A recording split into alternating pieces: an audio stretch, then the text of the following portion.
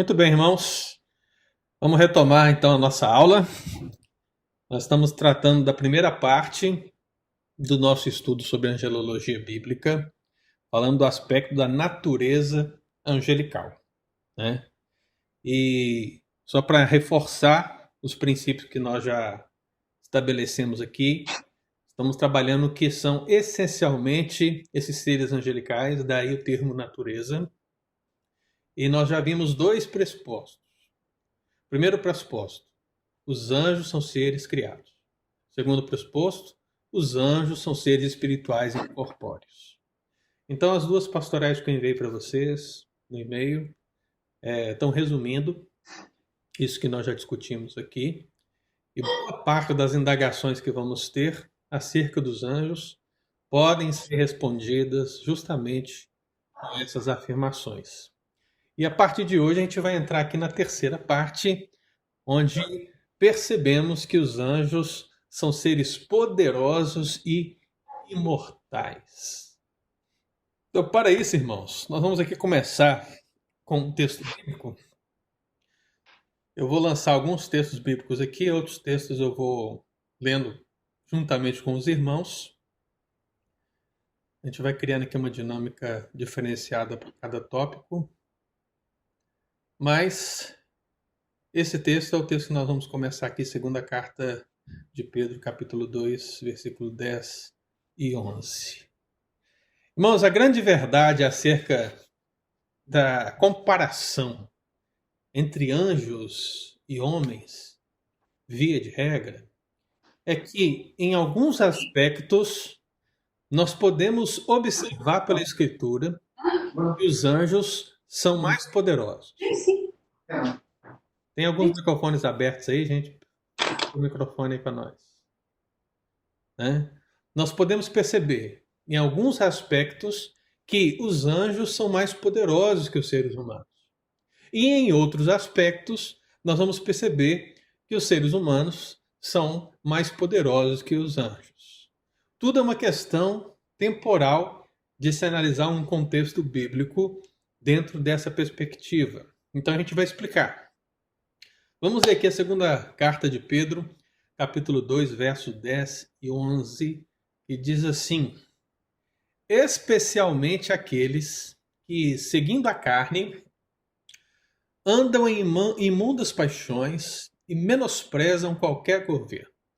Pedro está falando aqui, irmãos, dos falsos mestres, ou seja, das características que esses falsos mestres, falsos pastores, falsos líderes possuem, né? E ele diz aqui que são atrevidos, arrogantes, não temem difamar autoridades superiores, ao passo que anjos, embora maiores em força e poder, não proferem contra elas juízo infamante na presença do Senhor. Então aqui nós temos o primeiro texto, irmãos, que a gente pode analisar para a gente discutir esse pressuposto de os anjos são seres poderosos. Eu acho que se eu perguntar isso para todo mundo aqui, todo mundo vai concordar comigo que os anjos são poderosos, porque ao lermos a palavra de Deus, ao lermos as Escrituras, quando os anjos aparecem, os anjos aparecem de uma maneira extraordinária, fazendo coisas extraordinárias, e é claro, nesse universo extraordinário, nós vamos considerá-los como poderosos, né? Isso é uma obviedade para nós. Mas a grande questão é que a gente precisa fundamentar, né, em princípios bíblicos esse poder. Porque o poder dos anjos não é inerente deles, mas é derivado do próprio Deus. Seria o mesmo que eu dissesse para você: você tem poder, né? Qual é o seu poder? Porque se nós fôssemos pensar num contexto neopentecostal, no contexto neopentecostal se fala muito de poder, né? A gente tem um poder, que a gente tem, né, demonstrar poder, né, poder no espírito, poder na unção, poder. A palavra poder no contexto neopentecostal, ela é muito usada e tem a ver com a ideia de uma pessoa que é muito usada por Deus, uma pessoa que é consagrada a Deus, uma pessoa que é dedicada a Deus, e por isso feitos extraordinários podem ser vistos através dela. Quando a gente vem para o meio presbiteriano, a gente não vê o poder estampado da mesma maneira.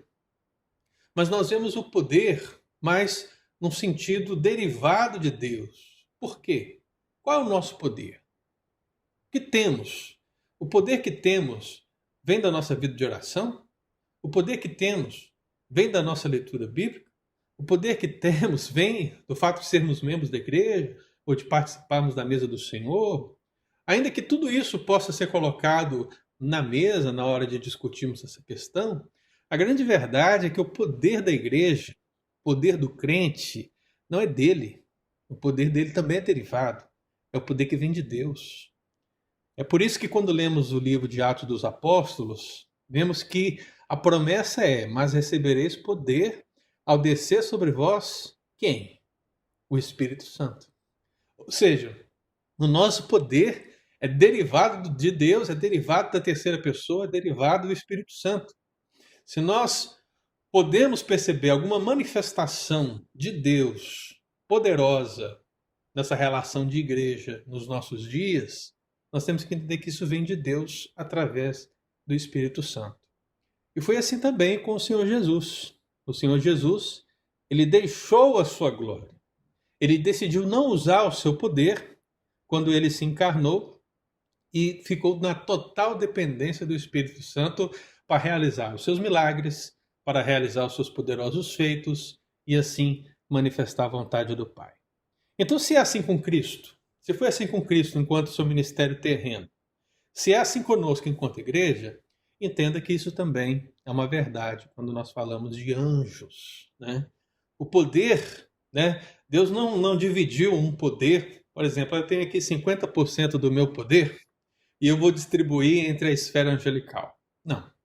Os anjos são criaturas poderosas porque Deus, através dos anjos, também realiza feitos extraordinários.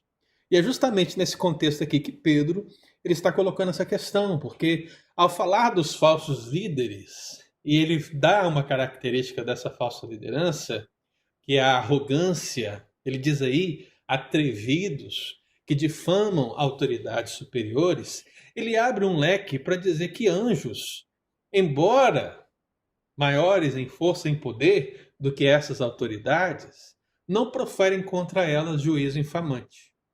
Então o que ele quer dizer? Olha, anjos são maiores em força e poder, mas anjos não se atrevem a proferir juízo contra essas autoridades superiores falsas, infames, arrogantes, atrevidas.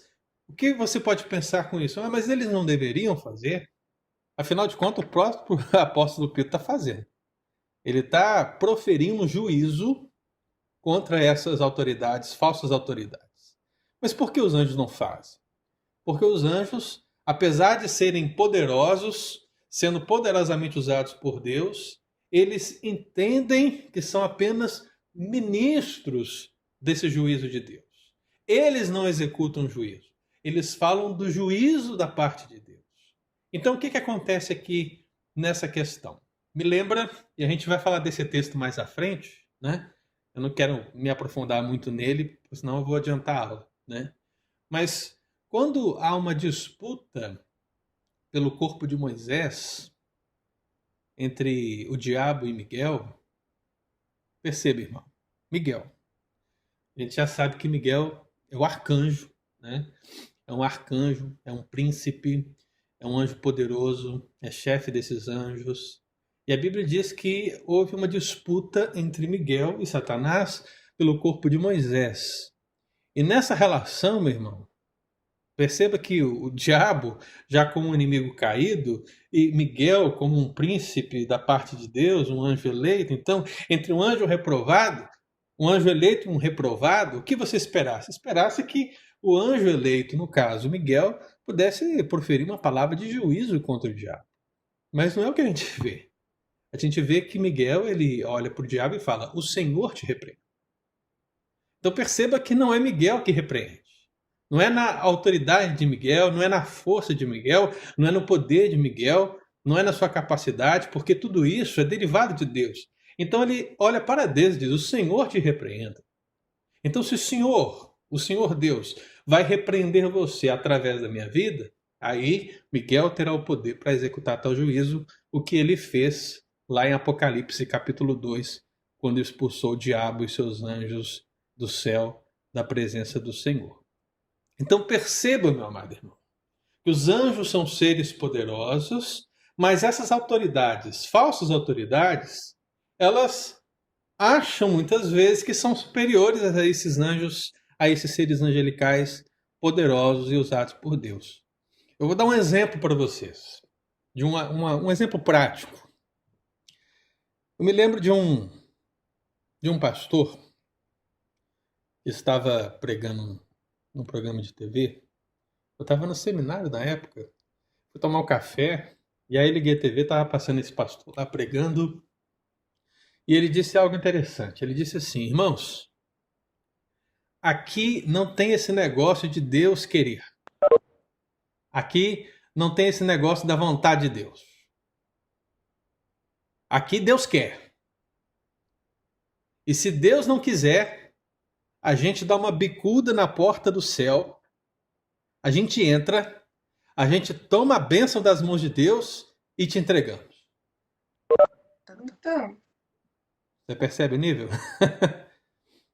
Será que esse pastor ele não se enquadra nisso que Pedro está dizendo aqui?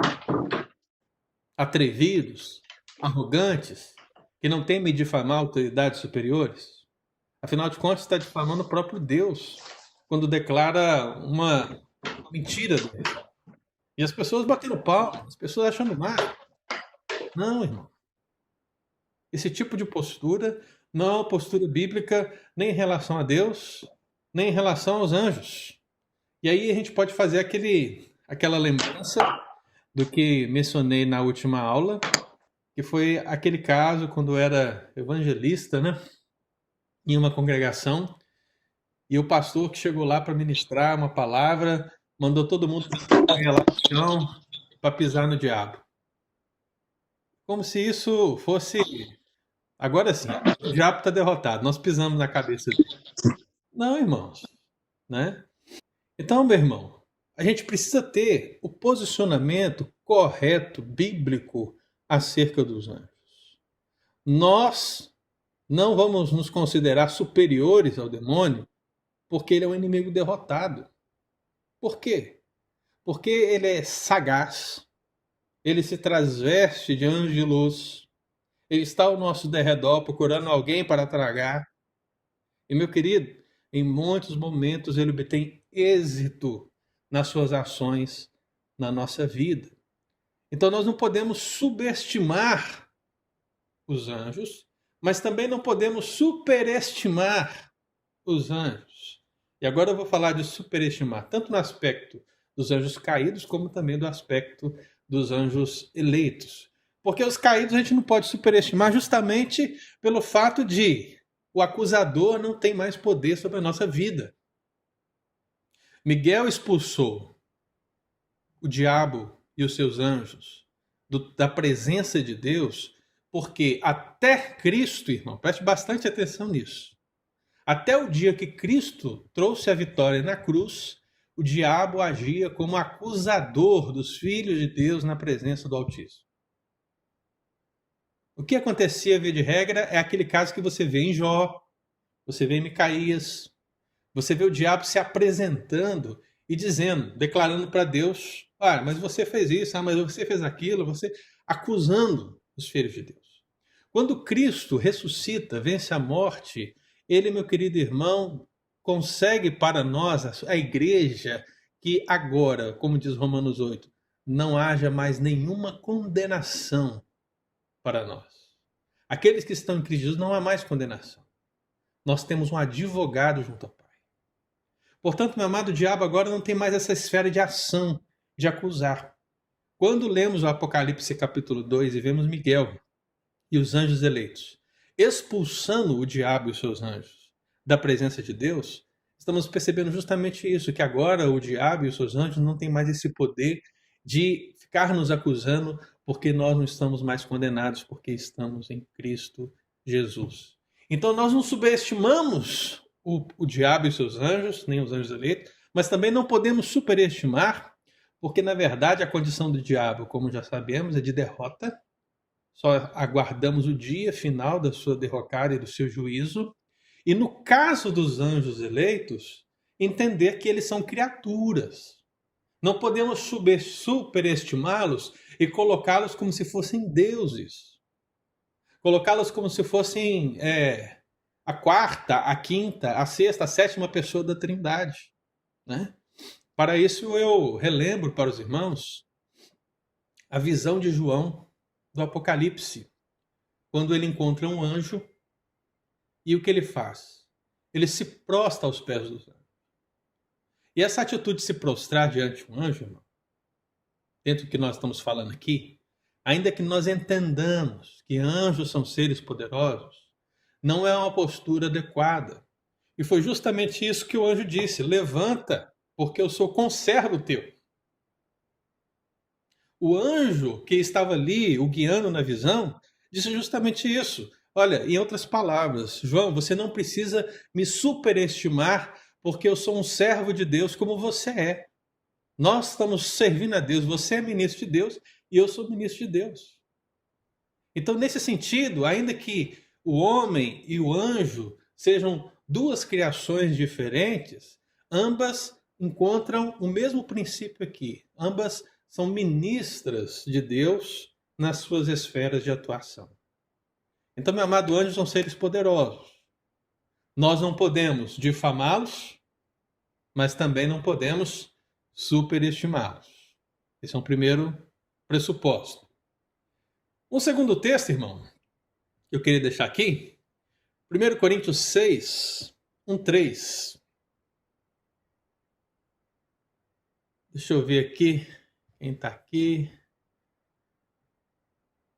Nádia, abre o seu microfone e lê para nós.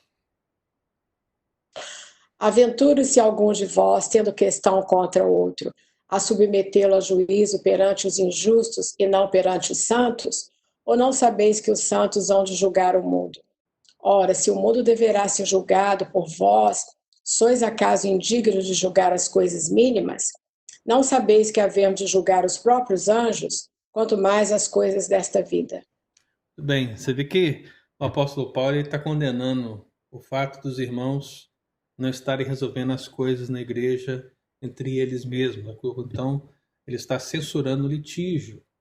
Eu sei que às vezes a gente ouve essa expressão por aí, irmãos, que nós não devemos julgar, quem julga é Deus. E essa frase ela é verdadeira em muitos sentidos. Mas em muitos outros, Deus nos dá a autoridade para julgarmos com Ele, ao lado dele ou pela palavra dele. Biblicamente isso é verdade. Tanto que aqui, em 1 Coríntios 6, o apóstolo Paulo ele está dando um exemplo. Ele está falando para os cristãos de Corinto: olha, vocês não querem resolver os problemas de vocês? Vocês querem colocar isso em tribunais do mundo? Ou seja, você quer chamar um juiz, um promotor de justiça para resolver as coisas da igreja? Não, vocês têm que resolver as coisas da igreja.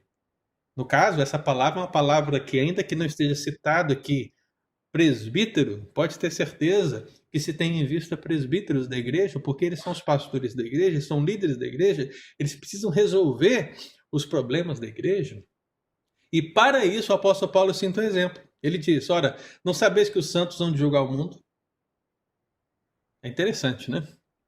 Porque quando lemos os textos alusivos ao fim dos tempos, a gente percebe que o Senhor, ele nos toma para si. A gente é julgado, a gente percebe isso, porque já estamos julgados, porque cremos no Senhor Jesus também. Mas ele nos coloca numa posição de julgadores ao seu lado. Veja que coisa interessante. Ainda que os anjos eleitos estejam ao lado de Deus e não abandonem mais esse estado original, porque esse tempo de teste já passou, você percebe que quem vai julgar anjos é a igreja, ao lado de Deus. Esse é o sentido de reinarão com ele, que aparece em Apocalipse 20. A ideia é que Deus vai nos colocar ao seu lado, afinal de contas nós somos co-herdeiros com Cristo dessa promessa, e nós participaremos desse grande tribunal, esse trono branco que vai ser realizado, onde Deus vai dar a sentença final. E qual é a sentença final?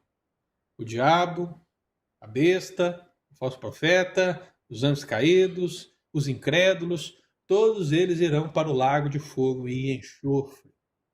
E a igreja vai participar desse julgamento. Por isso que o apóstolo Paulo faz essa pergunta, já afirmando: não sabeis que havemos de julgar os próprios anjos? Então, meu irmão, quando eu falo de julgamento nesse sentido, não pense no julgamento como se alguém pudesse ficar inocente, tá? Porque o julgamento para nós é onde nós colocamos um réu e vem a defesa, vem a acusação, cada um levanta lá o seu ponto de vista, e aí o juiz vem e dá a sentença baseado naquilo que ele ouviu. Isso se for no sistema do Brasil. Se for no sistema americano é diferente, né? Porque tem aqueles jurados. E, amado, independentemente dessa questão, no princípio bíblico, o julgamento, ele é, aqui nesse texto bíblico, a sentença dada. Então não há possibilidade nenhuma do diabo se redimir, não há possibilidade nenhuma de um anjo eleito cair, mas é real que nós estaremos com Deus diante dessa sentença final que será dada. Aquilo que o Senhor Jesus declarou: apartai-vos de mim, malditos, para o fogo eterno. Nós estaremos ao lado de Deus ao proferir-se essa sentença. Então o apóstolo Paulo está dizendo que, de fato, os anjos são poderosos. Mas perceba que aqui, nesse contexto, o ser humano, o eleito, a igreja, é colocado acima dos anjos. O poder é acima porque ela vai julgar os anjos. Está percebendo? Por isso que eu estou deixando bem claro isso para os amados irmãos. Em alguns textos, os anjos vão parecer mais poderosos sobre o templo, sobre o espaço, sobre o nível de ação, sobre o milagre extraordinário que aconteceu. Mas em outros textos, nós vamos perceber que a humanidade ela tem um pressuposto maior de que já. E esse é um deles. O fato de sermos julgados pela igreja do Senhor Jesus. Né? 1 Coríntios 6, 1, 3. Vamos para outro texto, dois textos aqui. O Salmo 103, versículo 20, é um salmo que é muito especial para mim, que fala da misericórdia de Deus. E a gente já citou um pouco dele, mas perceba que o Senhor, ao falar dos anjos, ele diz: bendizei o Senhor, vós todos os seus anjos valorosos em poder, que executais as suas ordens e lhe obedeceis a palavra. Nós estamos falando que os anjos são seres poderosos, e a expressão que o salmista usa, valorosa em poder, né, vai remeter justamente isso. Não é um mero poder, um poder pequeno, mas é um poder grandioso, porque provém do próprio Deus. É interessante que essa expressão valorosa em poder, ela é usada para os valentes de Davi. Né? Eu não sei se você já leu a história de Davi e já percebeu como os valentes que estão ao lado dele são grandes guerreiros. É gente assim que você percebe que era fiel ao rei, que tinha temor a Deus e que fazia de tudo, a ponto de passar as linhas inimigas, porque o seu rei disse que estava com sede, passar as linhas inimigas, avançar, pegar água e trazer para o seu rei e dizer: beba, rei. Claro que Davi, quando viu isso, ele não quis beber dessa água, ele colocou ela como libação na presença do Senhor. Mas perceba que esses homens que estavam lá deles eram muito fortes, eram muito poderosos. Então a mesma expressão que aparece aqui é a mesma expressão que aparece lá. Essa ideia do valente, do guerreiro. Né? Então anjos são vistos pelo salmista aqui como esses seres poderosos que nós estamos percebendo aqui nessa manhã. E quando o apóstolo Paulo escreve a sua segunda carta aos Tessalonicenses, aí o capítulo 1, versículo 7, diz assim: e a vós outros que sois atribulados, alívio juntamente conosco, quando o céu se manifestar Jesus com os anjos do seu poder. Né? A gente sabe que quando o Senhor Jesus voltar, voltará ele e virão com ele os anjos. As milícias celestiais virão, e daqui a pouco eu vou falar por quê, né? Mas virão também, e todo olho verá. Né? Mas a expressão que aparece aqui é interessante, porque perceba, Jesus com os anjos do seu poder. Nós estamos falando justamente que os anjos são seres poderosos, mas também estamos dizendo que o poder não é inerente dos anjos, não é deles, mas é de quem? De Deus. É derivado. E aqui a expressão do apóstolo Paulo é justamente essa: Jesus com os anjos do seu poder, ou seja, o poder de Jesus está agindo através dos anjos. O poder de Deus está agindo através dos anjos. Então, assim como e foi com os anjos, assim também será conosco, irmãos, né? Se oramos e uma pessoa é curada, não é porque nós temos o poder da cura, é porque Deus pode curar e Ele, através de nós, curou. Deu para entender? Esse princípio derivativo está na nossa vida e está também no ministério angelical. Percebe, irmão, porque para falar do poder dos anjos, eu ainda não estou lendo os textos mais extraordinários, né? Estou fazendo aqui a leitura de textos mais objetivos, para que você tenha o fundamento para dizer que eles são poderosos, antes de falar dos aspectos extraordinários. Mas não podemos deixar de falar deles, né? Então eu vou colocar aqui uma imagem para vocês. Olha aí. Alguém sabe que imagem é essa? Essa pintura está ilustrando o quê? Alguém sabe? Quem souber, abre aí e fala para mim.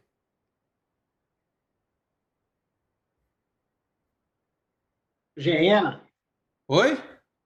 inferno. Não. Não, Não, não. não é? Não, é quando a As duas destruição de Sodoma e mulheres. Gomorra. Que é isso aí. Quem falou? Eudes? Eudes. Eudes, muito bem. Destruição de Sodoma e Gomorra. Irmão, tem muitas pinturas, né?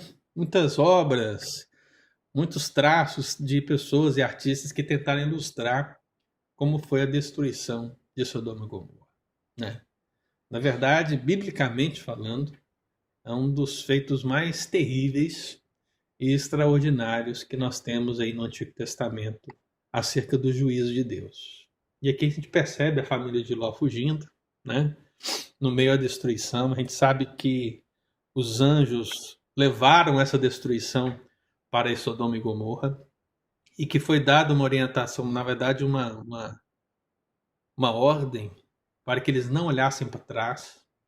E a gente sabe que a mulher de Ló olhou para trás e por isso ela se converteu em uma estátua de sal. Mas eu quero me deter que é o grande julgamento. Afinal de contas, quem foi que levou esse julgamento para Sodoma e Gomorra? Gênesis 19, versículo 13, irmão. Abra sua Bíblia aí. Quem achar pode ler para nós. Gênesis 19, 13.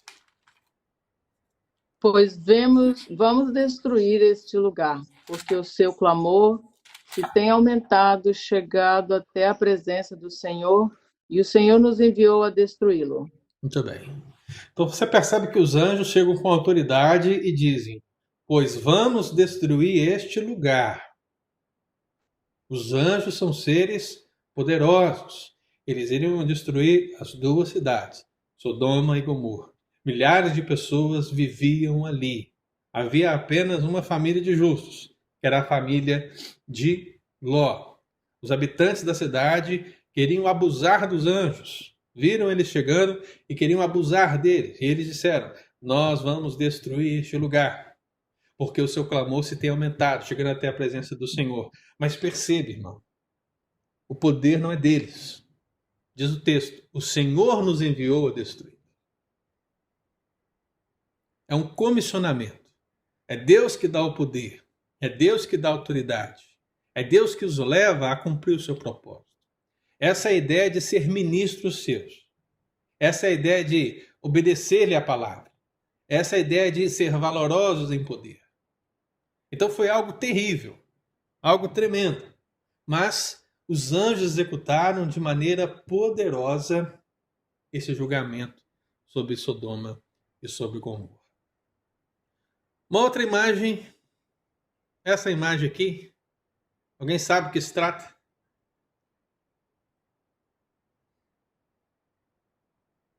Quem sabe pode falar, quem sabe vai ter um almoço grátis hoje.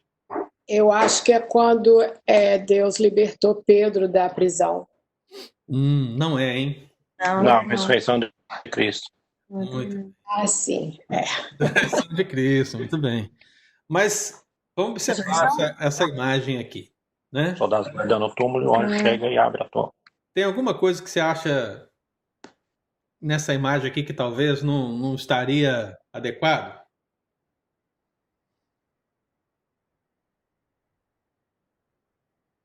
Pensa sempre no poder do anjo, viu, irmão? Os anjos são seres poderosos. Então, o que você acha? Difícil saber, né? Na hora que eu falar, todo mundo vai falar, é verdade. Mas observa o tamanho da pedra. O que você acha do tamanho da pedra? Você acha que é um tamanho coerente? Ou você acha que era maior? Maior que a porta. Não, na verdade, a gente não tem noção do tamanho da pedra, mas eu acho que algum lugar fala que é o anjo que moveu a pedra. Deveria ser bem, bem grande, né? Bem segura, porque era para ninguém entrar ali para roubar o corpo, né? Então deveria ser uma pedra muito grande, muito Era pesada. pesada, né, Nádia? Abre para nós em Marcos 16, versículo 4.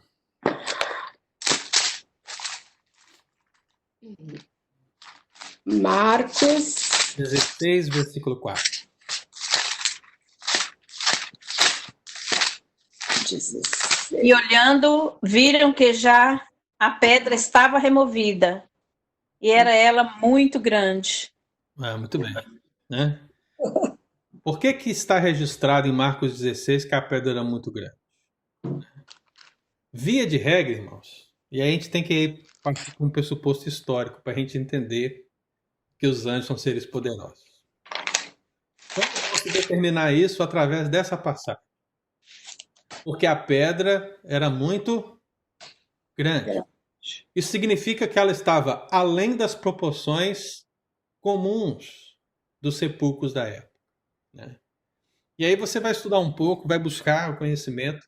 Via de regra, as imagens, quando apresentam a pedra assim, de uma maneira que parece que é fácil de mover. Né? Vai ali, empurra. É como se tivesse uma roldana, né? Eu tivesse aquele motorzinho das garagens, né? Aperta o botão e vai e sai, né? Mas não, irmão. Né? Na verdade, havia todo um sistema para se colocar uma pedra dessa, né? E o que se imagina entre os historiadores é que a pedra do sepulcro de Jesus, ela pesava provavelmente por volta de 4 toneladas. Ui. Né? Eu acho que essa pedrinha da foto aí não pesa 4 toneladas, mas historicamente falando, a pedra, né, por ser muito grande, devia ter em média esse peso. Esse é um peso de um elefante, é um peso de um caminhão mediano, né? É algo que para ser empurrado precisa de uma força descomunal. A pedra, no caso, uma pedra grande para ser rolada num sepulcro na época de Jesus, necessitava de 20 homens. Você entende? 20 homens. Usando sistemas de roldana da época, né? Pequenos paus que eram colocados para que a pedra pudesse deslizar e rolar, mas eram usados muitos homens para empurrar uma pedra. E o que temos no registro bíblico acerca disso? Mateus 28. Vamos abrir lá. Mateus 28. Vamos ver 2, 3 e 4, que é o texto que fala da ressurreição de Jesus. Né? Mateus 28, 2, 3 e 4. Mateus 28, 2, 3 e 4. Então aí está o texto, diz assim: e eis que houve um grande terremoto. Aí começa por aí, né? Terremoto. E aí Por que que teve um terremoto? Porque um anjo do Senhor desceu do céu, chegou-se e removeu a pedra e assentou-se sobre ela. O seu aspecto era como um relâmpago e a sua veste alva como a neve. E os guardas tremeram espavoridos e ficaram como se estivessem mortos. Ou seja, esse texto, né, essa imagem quer ilustrar esse texto. Agora a questão é, irmão, você percebe que o terremoto acontece, mas a pedra ainda não foi arrancada, né? Você percebeu isso aí, né? Houve um grande terremoto, né? Mas a pedra nem mexeu. Por quê? Essa pedra é uma pedra extremamente pesada. E aí o anjo do Senhor desceu do céu, chegou-se à pedra e removeu. E essa palavra remover aí, irmãos, é interessante porque não é uma ideia assim de você pegar o celular aqui, né? Eu vou remover esse celular e colocar aqui. Eu removi. Não. A ideia é de arrancar, tombar. Ou seja, o anjo chegou e tombou essa pedra. Ele arrancou essa pedra. Foi algo assim, extraordinário. Ele não estava empurrando como se fosse um portão eletrônico. Não. Ele arrancou com força essa pedra. Né? E a Bíblia diz que ele arrancou e depois se assentou sobre ela. A ideia aqui é muito profunda, porque diz, olha, o que essa pedra é para o Senhor Deus Todo-Poderoso? Ela não é nada. Nem a pedra, nem o que vai acontecer aqui dentro. Que foi o quê? A ressurreição do Senhor Jesus. Né? Então percebe, irmãos, que de fato, anjos são extremamente poderosos. Uma pedra que necessitaria de muitos homens para rolar. E eu estou falando aqui, quando eu falo de 20 homens, eu estou falando das pedras comuns, né? Que eram usadas para os sepulcros. Essa pedra que era muito grande, eu não sei dizer para você quantos que seriam necessários. Né? Porque ela era maior, essa ideia de citar que ela era muito grande, ela era maior do que as comuns. Mas o anjo, quando chegou, ele a arrancou, ele a derrubou e sentou sobre ela como se nada fosse. Porque anjos são seres poderosos. Um poder que vem da parte de Deus. Não um poder que é deles, mas um poder que Deus usa através deles. Também é assim na nossa vida. Mais uma imagem aqui, irmãos. Essa imagenzinha aqui. O que vocês acham? Agora é Pedro. Agora é Pedro? Tem certeza? Na prisão. É isso aí. Uma imagem que está ilustrando a prisão de Pedro, né? Nós vamos abrir esse texto, irmãos. Atos capítulo 12. Pastor Ângelo. Atos 12. Pode falar quem falou? Kisney. Kisney. Kisney. Eu posso fazer uma pergunta a respeito do texto anterior ainda? Pode fazer. Enquanto vai abrindo aí.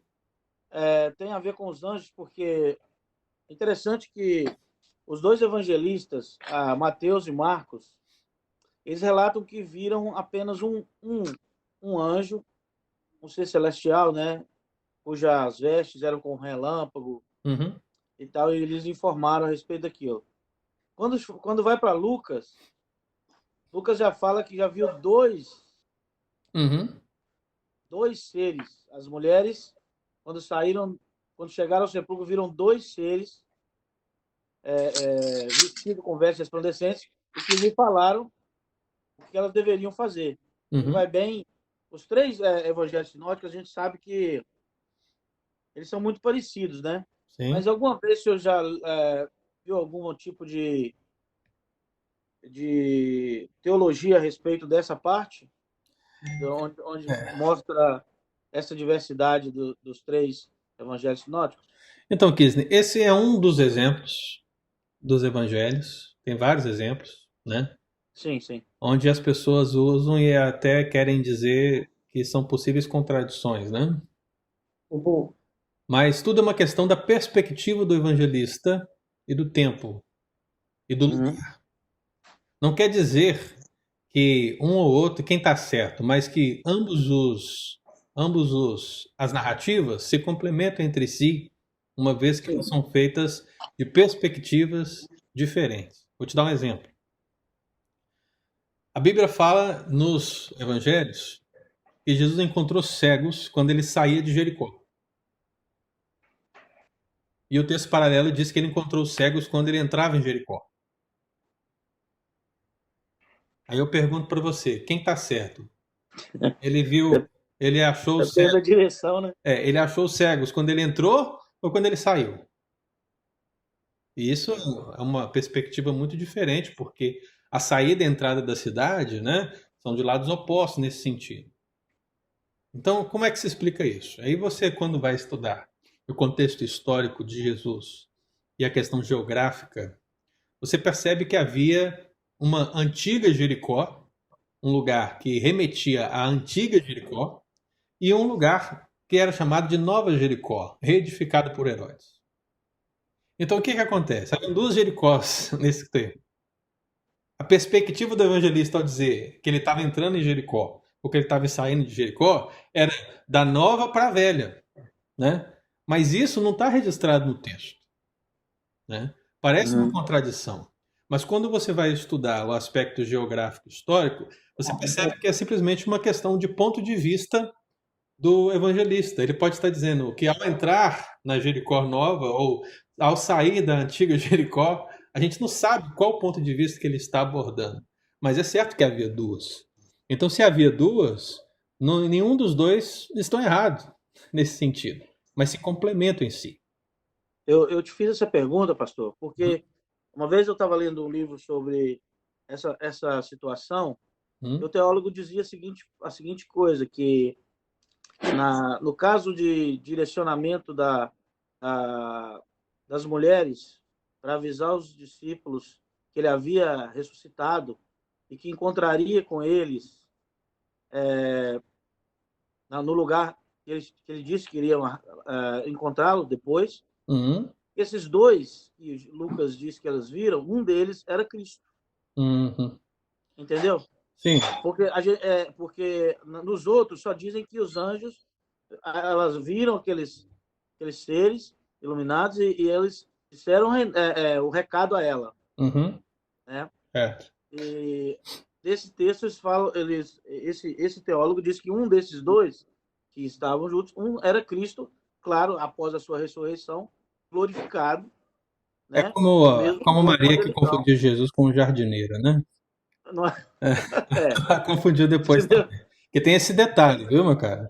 Você tem um anjo, depois você tem dois anjos, depois tem um jardineiro que entra na história também. É esse também. Obrigado, pastor. Eu entendo, Kisney, aí que eu queria chegar, né?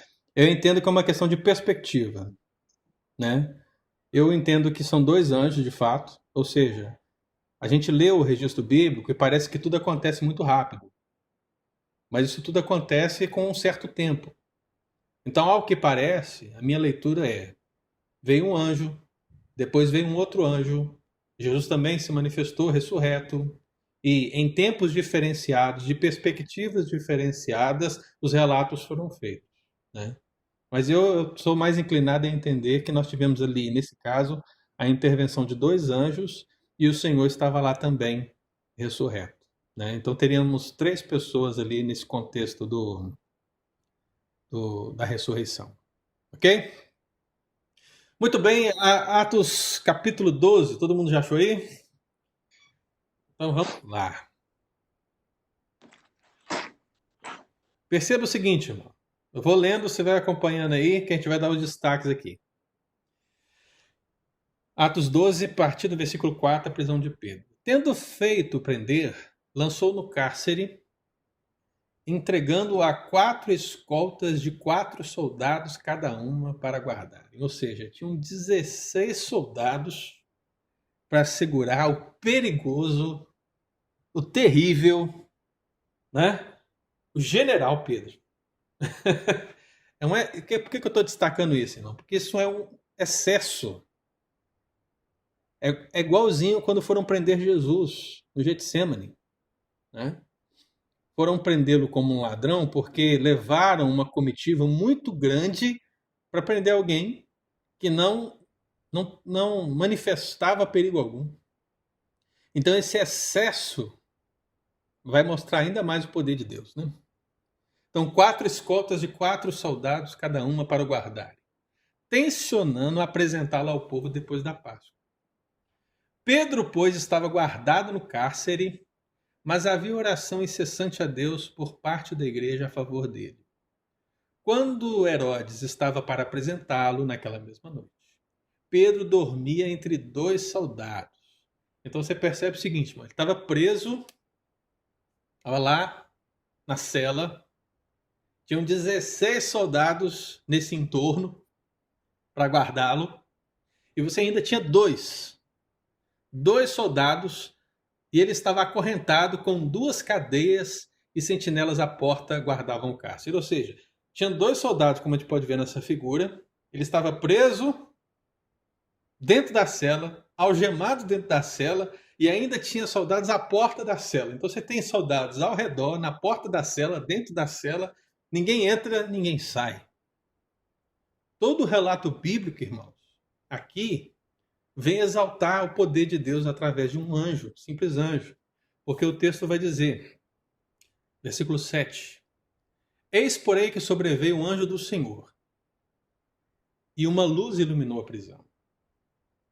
E tocando ele o lado de Pedro, o despertou. Pedro estava dormindo, dizendo, levanta-te depressa.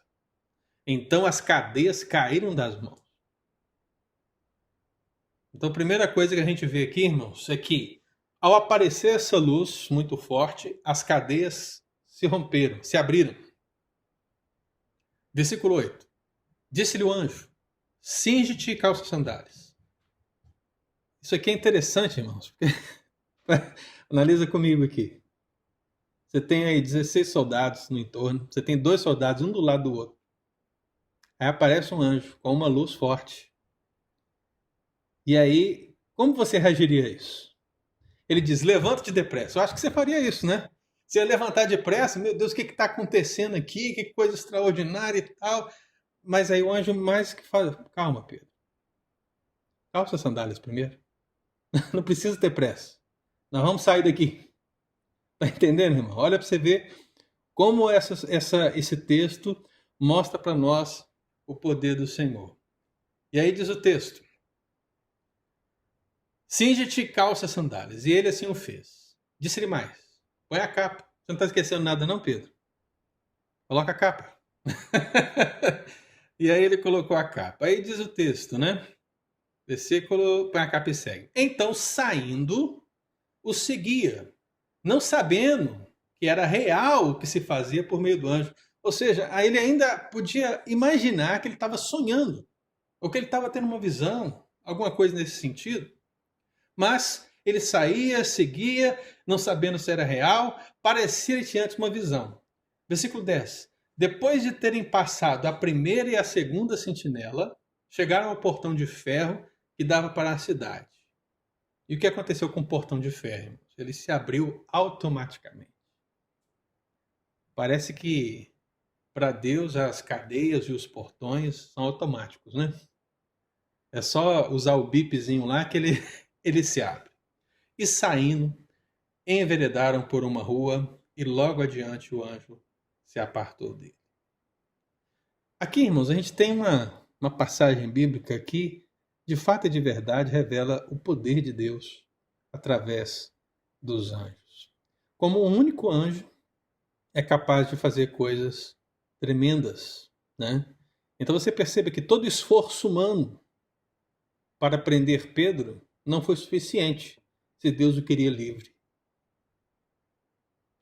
Todo o pecado humano de Sodoma e Gomorra, né, levou que apenas 2 anjos levassem destruição para toda aquela cidade. Um anjo foi capaz de derrubar uma pedra que 20 ou mais homens não conseguiam mexer.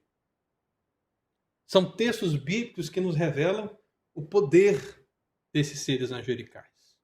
De fato, irmãos, quando a gente chega aqui, a gente vai ter justamente essa consciência, né? De que, sim, os anjos são seres poderosos. Os anjos são seres muito poderosos. Razão pela qual nós devemos ter, sim, o sentimento correto em relação a eles.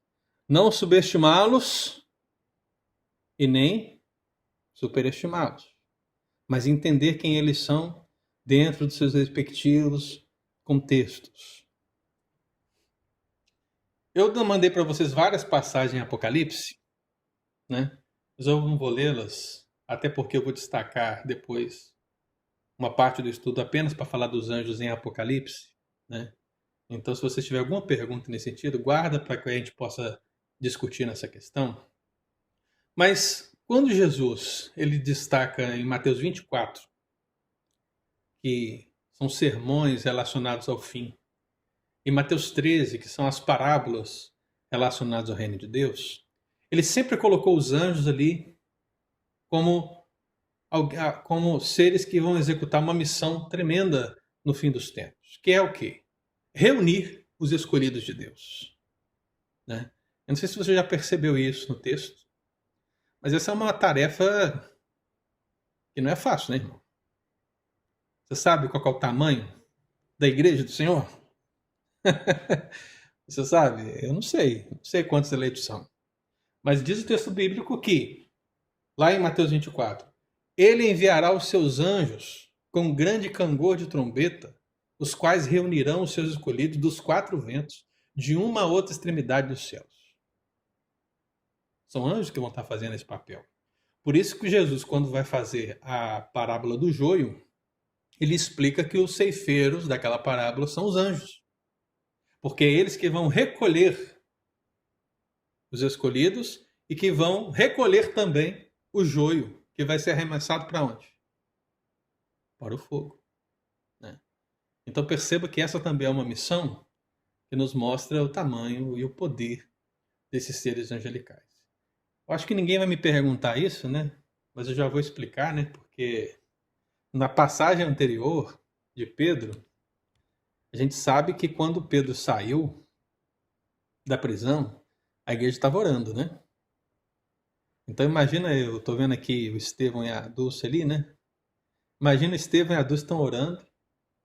Ó Deus, liberta Pedro da prisão. Ó Deus, liberta Pedro da prisão. Aí toca a campainha lá na casa do Estevão. Aí a Dulce vai lá na porta, né? E aí ela abre, quem que ela vê? Ela vê Pedro. Aí ela fica tão desnorteada que ela bate a porta na cara de Pedro, vem para dentro e fala: olha, Pedro tá aí na porta, né? Aí o pessoal que estava orando, o pessoal crente, né? O pessoal cheio da unção que estava lá orando, falando: você tá louca? Você tá louca, Dulce? Que isso? Pedro tá preso. A gente está aqui orando pedindo a libertação dele, mas ele aparecer na sua porta, isso é loucura, né? Esse que é o sentido da expressão, que lá para você é louco, né? Isso não está acontecendo. E aí alguém disse assim: ah, deve ser o anjo dele. Deve ser o seu anjo. Havia um pressuposto, irmãos, entre os judeus, né? Que as pessoas podiam ter um anjo com elas, né? O Targume judaico diz que é possível que anjos assumam a forma da pessoa que elas protegem. Olha, você vê que coisa curiosa, né? Isso não é bíblico, viu, irmão? Isso é interpretação judaica de textos históricos, né? E aí o que acontece? Por isso que disseram isso, deve ser o seu anjo. Porque assim, segundo o que os fariseus dizem, o anjo pode ser sósia da pessoa que ele protege. Então quem você viu não foi Pedro, é o anjo dele, que parece com ele, mas não é ele. Deu para entender? Essas crenças populares, irmãos, né? Elas não existem só hoje. Haviam também nos tempos bíblicos. Você já deve ter lido na palavra do Senhor, por exemplo, a expressão lunático, né? Já leu? Já leu? Quem já leu? Levanta a mão. Ninguém leu? Deus, lunático, né? Isso remete a uma crença popular, né? De que a pessoa ela podia ser afetada pela lua, né? E ficar envolta a todas aquelas situações que no fundo a gente sabe que é demônio. Então perceba que as crenças populares elas estão no entorno da verdade bíblica, né? Mas crenças populares não é a verdadeira história que temos por trás. Então não era o anjo que protegia Pedro que parecia com ele. Era o próprio Pedro que foi libertado por um anjo, né, que depois o deixou. Né? Cumpriu a sua missão, voltou para o Pai. Né? Então perceba, irmãos, é extraordinário os feitos que nós podemos perceber acerca do anjo. Os anjos são seres poderosos. Mas eu vou fechar com um aspecto mais fácil para a gente ir para as perguntas. Eles são seres poderosos e imortais. O que quer dizer imortal? Quem quer falar para mim aí? Pode falar.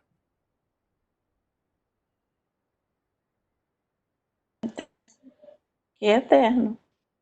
Imortal que não vai morrer. É justamente isso que eu queria que você falasse, Dulce. Porque não é isso. É porque é o que todo mundo falaria. Imortal não morre. Eterno. Preste bastante atenção nessa questão. Né? Imortal não é eterno. Não é a mesma coisa. Anjos não são eternos. Por que anjos não são eternos?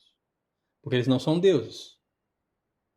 Anjos foram criados. Lembra qual foi o primeiro pressuposto que a gente citou aqui?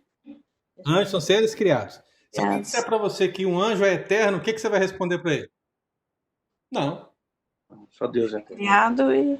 Anjos são criados. Olha, mas se foram criados, eles têm um princípio. Né?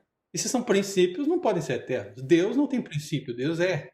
Deus sempre existiu. Né? Deus é eterno. Agora, o anjo não. Ele é imortal. Deixa eu só concluir, gente. Ele é imortal. Isso quer dizer que ele é perpétuo. Quer dizer que ele vive para sempre. Sim, você falou certo, viu, Dulce? Ele vive para sempre. Mas ele não é eterno. Quer dizer que a partir do momento que ele foi criado, ele vive para sempre. Então, podemos falar que eles são perpétuos, podemos falar que eles são imortais, podemos falar isso, mas não podemos falar que eles são eternos. Quem falou? Pode falar? É só também uma característica. A morte é o salário do pecado, né? Sim. Então, os anjos, eles não podem morrer por isso também. Eu vou ler o texto que fala sobre isso, que é um texto complicado. Porque eles são seres... Vamos abrir lá. Não tem pecado. Hebreus 2, 5, 9. Hebreus 2, para a gente fechar, viu, gente? Hebreus 2, quer achar para mim?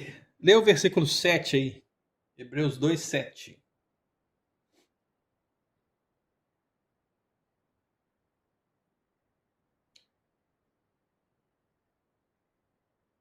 Hebreus 2, 7. Fizeste-o por um pouco menor do que os anjos, de glória e de honra o coroaste. Tudo bem. Está falando de quem? A gente está falando de Jesus. Né? Então, fizeste Jesus por um pouco menor que os anjos, de glória e de honra coroaste. Esse negócio aqui, o que significa? Está dizendo que Jesus é menos poderoso que os anjos? É isso? O que vocês acham? Fala isso é a questão porque Jesus poderia morrer e os anjos não? Justamente. Olha só o que diz o versículo 9. O próprio contexto resolve, hein, gente? Versículo 9. Vemos, todavia, aquele que por um pouco, tendo sido feito menor que os anjos, Jesus, por causa do sofrimento da morte. Vou explicar para você.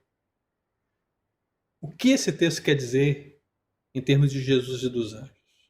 Que por um pouco tempo, e aí agora eu quero me enfatizar os 33 anos do ministério de Jesus, né? Por um pouco tempo, Jesus foi menor do que os anjos, no sentido de que ele despiu-se da sua glória, ou seja, ele resolveu não usar o seu poder e se humilhou assumindo a forma de homem. E se colocou na condição de homem, ou seja, ele iria morrer, como nós sabemos o plano de Deus. E um dos pressupostos acerca dos anjos é que anjos não podem morrer. Né? Anjos são imortais, anjos são perpétuos, mas Jesus morreu. Então, por esse pouco tempo, irmãos, né, o texto bíblico fala que Jesus foi menor do que os anjos porque ele se colocou nessa condição de morrer por nós, né? De assumir essa condição que decorre do nosso pecado. Ou seja, nós pecamos, não podemos pagar pelo nosso pecado. Ele veio, assumiu o nosso lugar e morreu no nosso lugar para que ele fosse exaltado. E aí sim, quando ele foi exaltado, perceba, aquele que fizeste por um tempo, um pouco tempo menor do que os anjos, agora foi exaltado. E Deus colocou sob os seus pés todos os seus inimigos, todos os principados, todas as potestades, todos os anjos estão sujeitos àquele que foi exaltado para todo sempre. Então, meu irmão, quando a gente fala do sofrimento de Cristo, da morte dele por nós, você percebe até que nessa esfera angelical nós também temos um texto que fala acerca disso. Lucas 20. Para a gente fechar com chave de ouro, esse é um texto que nós já lemos, mas não lemos em Lucas 20, que é um texto paralelo. Lucas 20, 35, 36. Quem achar para mim pode ler. Lucas 20, 35. São considerados dignos de alcançar a era vindoura. A ressurreição dentre os mortos não casam, nem se dão em casamento. Não podem mais morrer, porque são iguais aos anjos e são filhos de Deus, sendo filhos da ressurreição. Muito bem, você percebe o seguinte, a gente já falou que anjos não se casam nem se dão em casamento, né? Mas aqui se acrescenta mais um princípio, pois não podem mais morrer. Ou seja, está falando do homem enquanto nessa condição de ressurreição. Ele não pode mais morrer. Uma vez que nós somos ressuscitados, se morrermos, né, agora, nesse momento, quando Cristo voltar, nós seremos ressuscitados. Se Jesus voltar agora, nós vamos ser transformados. Mas a grande questão é que nessa condição de ressuscitados ou glorificados, nós não podemos morrer. Nós seremos como os anjos, seremos perpétuos, né? Não estaremos mais sujeitos à morte. E aí o texto bíblico diz justamente isso, porque não podem mais morrer, porque são iguais aos anjos, ou seja, anjos não podem morrer. Mas você pode, não pode? Você pode. Eu também posso. Se o pastor Pedro estivesse aqui, por exemplo, ele ia dizer que o Eudes está mais próximo de morrer, porque está ali deitado na cama. Já está entregue, né, Eudes? Já está entregue. Ele diria isso aí, com certeza ele não perdoaria, viu? Mas perceba isso, nós ainda estamos sujeitos, mas anjos não podem morrer. Chegará o dia que nós não poderemos morrer. Então, basicamente, irmãos, é aqui que a gente fecha essa questão. Terceiro pressuposto. Anjos são seres poderosos e imortais. Nunca diga eternos. Imortais, perpétuos, vivem para sempre. A Lúcia, ela falou justamente o que eu esperava, porque muitas vezes a gente entende o pressuposto na palavra errada, né? Mas é só isso, para a gente poder entender. A palavra certa de viver para sempre é a palavra perpétuo ou a palavra imortal. Amém, irmãos? Ângelo, Sim, Ângelo, sim, então eles são eternos porque eles não foram, eles foram criados, na verdade, sim. Primeiro pressuposto, né? né? Ok. Pressuposto. Se for criado, já não é eterno. E qual que é o sentido de eterno? Não tem princípio, Nem fim. nem fim. É isso que a Bíblia fala de Deus quando declara que é o alfa e o ômega, o primeiro e o último, né? A ideia é que Deus está no princípio e ele está no fim, né? A eternidade de Deus é justamente isso. Falar em teotologia, vai falar disso em algum momento, né? A nós aqui a gente também acaba falando porque remete a esse pressuposto das criaturas. E nenhuma criatura é eterna, porque todas são derivadas de Deus, né? Tudo pode durar um tempo, mas não pode ser colocado como eterno. Perguntas, querido? Quem tem perguntas?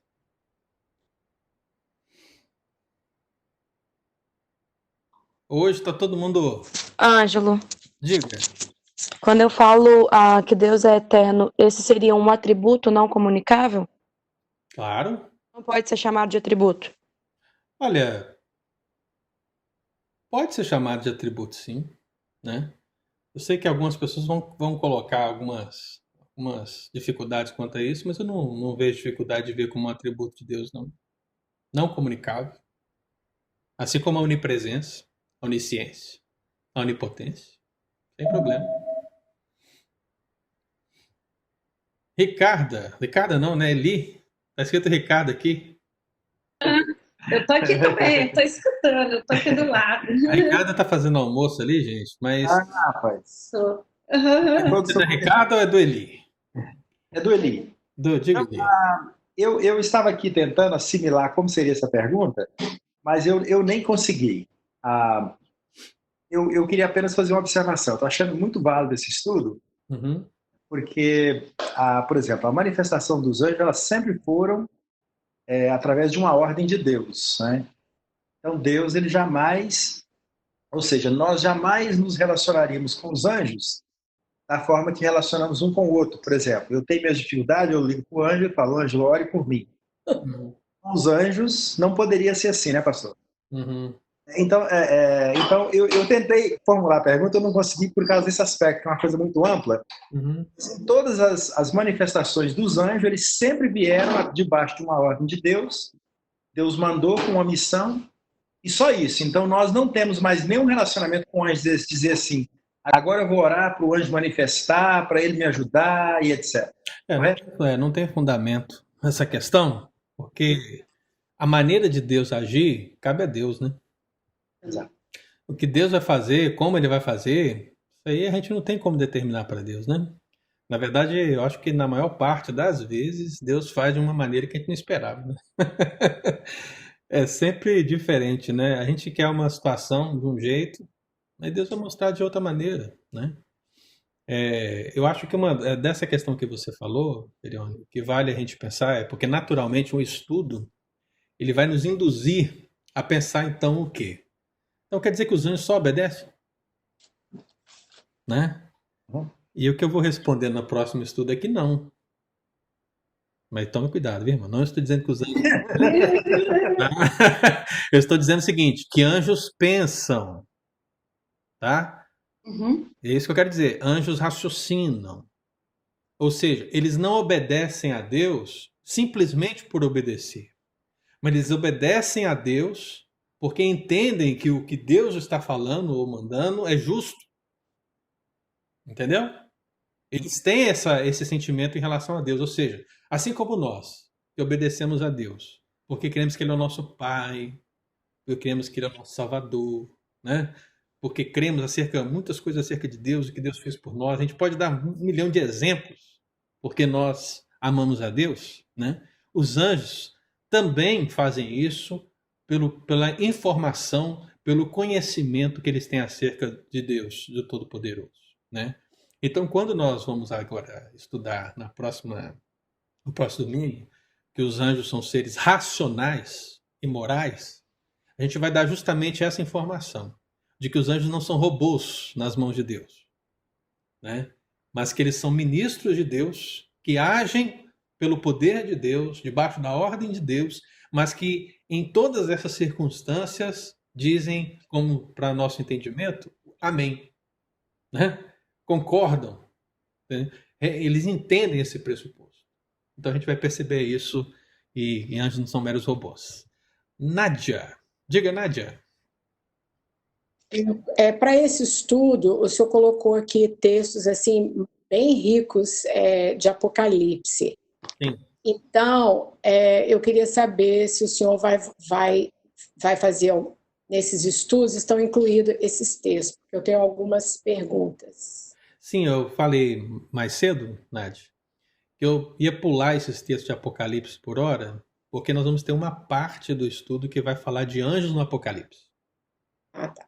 Então, quando chegar esse momento, nós vamos discutir esses pormenores de Apocalipse, porque analisar angelologia dentro de Apocalipse é uma coisa que tem que ser feita à parte, né?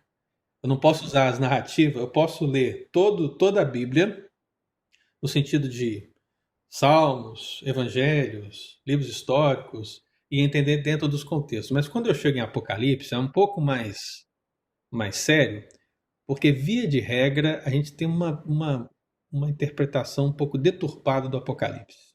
O que a pessoa, ao ler Apocalipse, vai imaginar de cara? Ele entende que o Apocalipse é um texto futuro, né? E eu preciso mostrar para ela que não, o Apocalipse não é um texto, não é um livro que fala somente de coisas do futuro. Ele também faz alusão a eventos que já aconteceram. E ele não é somente um livro profético, ele é um livro também narrativo, ele tem 7 cartas, as 7 igrejas no início. Eu não posso interpretar as 7 cartas como se fosse uma profecia no sentido apocalíptico, porque são cartas. Você interpreta as cartas de Paulo como cartas. Você interpreta o Evangelho como Evangelho. Você interpreta um livro histórico como um livro histórico. Então, o livro de Apocalipse ele é muito mais complexo. Ele tem partes e porções que precisam ser analisadas dentro dos seus contextos. Eu fiz questão de deixar os textos aí, porque eles falam acerca do poder dos anjos, mas eu vou explicá-los quando nós falarmos de anjos no Apocalipse. Ok, obrigada. Se quiser, deixa a folhinha guardada aí, viu, Nath? Deixa guardada aí, que vai chegar esse dia. Obrigada. Tá bom, querido? Você já mencionou a questão dos anjos eleitos e caídos, mas você vai voltar a falar sobre isso depois, né? Ou não? Vou falar. Então, tá bom. Certamente não vai ser no domingo que vem, talvez também não no outro, Uhum. porque o próximo ponto ele é bem amplo, mas depois desse próximo ponto, que fala dessa racionalidade e moralidade dos anjos, perceba então, já uma vez que eu entro em moralidade, eu sou obrigado a entrar depois nessa questão, né? E aí eu vou falar dessa divisão de eleitos e reprovados. Tá bom, obrigado. Nada. Lu Cacheta hoje não falou nada, Lu. Ei, gente. Nem o Erione parece que deve estar mais longe ainda, está em outro lugar, né? Sabe onde. Estou meio cadernal hoje, estou mais sossegado. Claudete, Cristina, Kátia, não estou vendo vocês, mas se vocês tiverem alguma pergunta, viu, façam, levanta a mãozinha, né? Estamos aqui para esclarecer o que for possível. Muito bem, irmãos. Hoje foi tranquilo, né? Foi um tema mais light, né? Muito bem. Mas bastante edificante, pastor. Amém, amém. Né? Tô gostando de... Eu estou aprendendo algumas novidades. Isso. Esse é um estudo que realmente, quando você começa a emergir nele, você vê assim que... É porque não é falado, né? As pessoas não entram muito nesse assunto, né? Mas eu sempre procurei estudar isso, né? E às vezes passa despercebido, né? Coisas que a gente nem... Para mim, algumas coisas, por exemplo, se o anjo é imortal ou é só... Como é que falou a outro? Imortal ou perpétuo? Aí não quer. São coisas que a gente não importa. Para que saber isso? Sabe? Às vezes a gente... né? Então, por exemplo, hoje é super interessante saber que Jesus estava abaixo dos anjos por um pouco de tempo. Somente quando ele assumiu a forma de homem para morrer. Sim. Então, os anjos seria imortal, mas Jesus se tornou abaixo dos anjos durante esse período de... E depois, sim, ele foi glorificado. Humilhação, né? Você percebe. Quer dizer, eu nunca tinha pensado nisso. Não é nem questão se você sabe ou não sabe. É coisa que, né? Nunca tinha pensado nisso. Super interessante. E esse princípio, ele vai aludir justamente o tamanho da humilhação de Cristo. Exato. Você vê como Cristo realmente se humilhou menor que os anjos para nos salvar. Kátia, eu estou te vendo agora. Não tem uma pergunta não, Kátia? Hoje não, pastor. Ei, gente. E a Bel? Cadê a Bel? Claro. A Bel hoje teve que... Ela é dama de honra de uma pessoa, e ela teve que ir lá fazer o chá de panela numa passeata que eles ficaram de fazer para a pessoa. Aí ela não pôde participar. Mas que bom que você está aqui com a gente, viu? Obrigada. Falou, obrigado. Fica com Deus. Graças e paz, irmão. Ótimo domingo para todos. Tchau. Amém. Tchau. Tchau. Tchau.